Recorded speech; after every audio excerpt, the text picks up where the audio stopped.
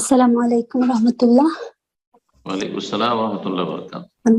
আমি কানাডা থেকে বলছি। আমি জি, মাফ চেয়ে কোত্থেকে? নিচ্ছি, আমি একটু কথা বলতে একটু অসুবিধা হচ্ছে। কোথা থেকে কানাডা বলছেন? থেকে বলছি। কানাডা থেকে। জি, বলেন। আমার প্রশ্ন হচ্ছে যে আম, আমরা যখন দেশে দান খয়রাত করি, তখন আমার মায়ের পক্ষের গরিব আত্মীয় স্বজন আছে, আবার বাবার পক্ষেও গরিব আত্মীয় স্বজন আছে। কিন্তু আমার মা যখন বাবার পক্ষের আত্মীয় স্বজনকে দেওয়া হয় তখন তিনি কষ্ট পান এবং তিনি বলেন যে ছোটবেলা তো তার ভাই বোন বা তার আত্মীয় স্বজনরাই আমাদের পেলে পুষে মানুষ করেছে, মানে বড় করেছে। তো এই ক্ষেত্রে আমরা খুবই কনফিউজ থাকি যে কাকে দেব কাকে না। মায়ের খুশির জন্য অনেক সময় দেই না, মানে মায়ের খুশির জন্য অনেক সময় বাবার আত্মীয় স্বজনকে দেই না। এক্ষেত্রে কি করা উচিত? সবাইকে দেবেন।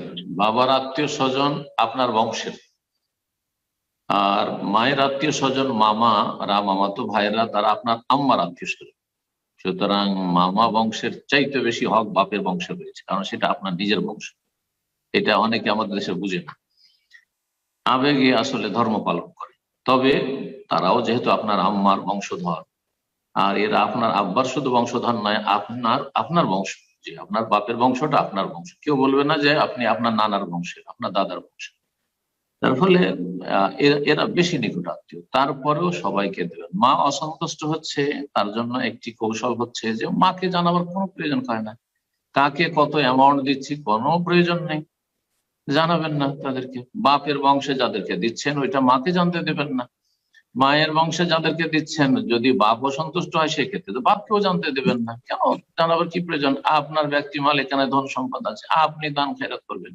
আপনার আম্মাকে জানাইতে হবে, আব্বাকে জানাইতে হবে, এটা তো কোনো জরুরি জিনিস নয়।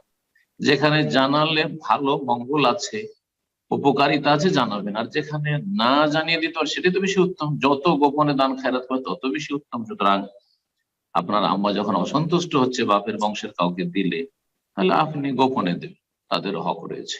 আল্লাহ যেন তৌফিক দান করেন এবং আপনার আম্মাকে সঠিক বুঝ দান করেন।